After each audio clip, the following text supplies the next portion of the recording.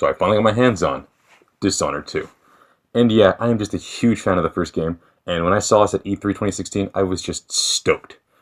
But yeah, how does this game stack up to the first one? Is it better? Or is it just a huge letdown? Well, let's find out.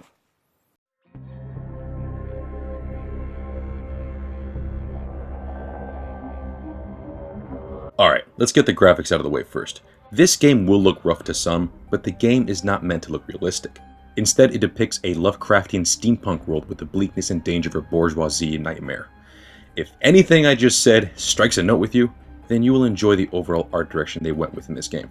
Along with fantastic lighting and excellent, albeit simplistic textures, it works beautifully, and will definitely give you a taste of a depressing outlook of an industrial age. Another thing I want to touch upon is the audio. Same with the graphics, it's executed very well. The ambient soundtrack strikes a somber tone which delves the player into a somber world, but once the danger begins to rise, it will kick in some percussion and will get the player ready for battle. Overall, the sound is very well done, and I highly recommend playing the game with headphones, so that when you're sneaking around, you can use your ears as effectively as your eyes to find enemies. Now, speaking of sneaking around, the presentation's all good and dandy, but what about the gameplay? Well, if you're a fan of the original, you are in for a treat. The developers have essentially taken their first masterpiece and merely built upon the formula. Smoother gameplay, more abilities to take out foes, and a somewhat complex control scheme that may take a bit to get used to for newcomers, but once you get used to it, nothing will be able to stop you. Combat is thrilling, and it is as fast-paced as something like in the Arkham games, but all up in your face because the game is first person. Now let's come back around full circle, and let's talk about the most important gameplay element, and that is stealth. From a distance, stealth is as simple as staying crouched and moving around without being seen. But once you actually play the game, you will notice that there is much more to it, with the use of abilities, weaponry, and skills that can be obtained through black market shops or merely being picked up out in the world. The game adds in a bit of RPG zest to give the player more options. Not to mention, in the game you have two playable protagonists, each with their own unique abilities, which easily opens up the gates for multiple playthroughs. Overall, just like in the first game, you are given a huge area to explore and literally told to achieve an objective. And that is it. You are not told how to do it. That is the player's job. You can choose to go in sword in hand and gun blazing, or you can plan out all your moves beforehand and knock out each guard that gets in your way. Or you can achieve the impossible and go in without ever being seen. Now, some of you may be overwhelmed at the amount of freedom the game gives the player, and that is what makes this game great. The freedom to do it any way you want. You are in charge of how you proceed. So, what will you do? Now, while you have all this freedom in the game, your actions do have consequences, which rear themselves in the story.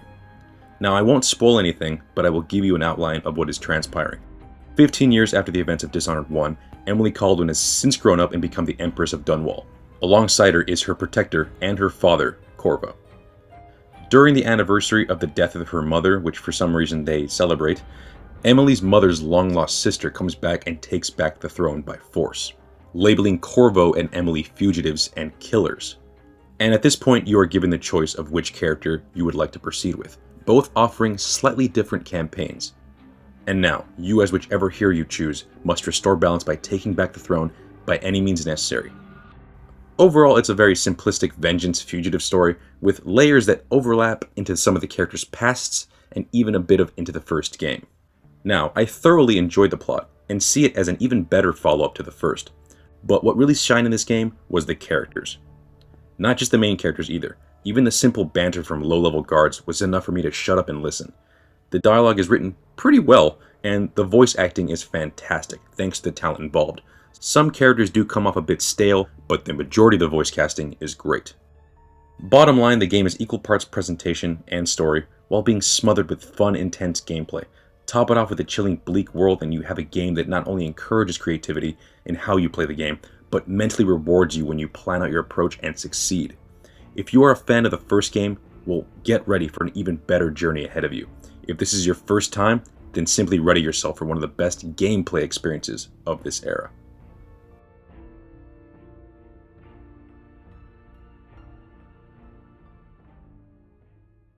Well, that's the video. And yes, I cannot recommend this game enough because it is just fantastic and tons of fun. But yes, I do understand that currently right now there's some huge graphical glitches, especially in the PC version, but from what I've heard, Bethesda is hard at work to fix those with patches. So if you do want to wait, for those patches to come out, that is completely fine. But I recommend this game 100%. This is a must-own title for 2016. But regardless of that, I do also want to touch on the Collector's Edition. Collector's Edition. Jeez, I can never say it right. But yes, as you saw before, I have the Mask of Corvo. And I did lie to you people. This is not a wearable mask, sadly. I mean, it comes with a cool stand, but this thing is just far too small. And it's only because of this. You see this? It's just way too thin. And it's not because of my fat head, but I cannot see any adult human head being able to fit in this thing perfectly. But regardless of that, this thing just looks fantastic. It's just well crafted. It's beautiful. And it's really inspired me either to mod this thing or make one of my own. But yeah, this thing just looks great. Regardless of that, it also comes with Emily Caldwell's ring, which I was wearing earlier, and a cool little poster that has, is that Delilah? No, it's Jessamine on one side and Delilah on the other. And also, of course, the steelbook case. But regardless of that, I'm a huge fan, so I'm definitely gonna buy it. But that's just want to throw it out there. The collector's edition is fantastic. But yeah, at this point I'm just rambling, so I just want to finish this video.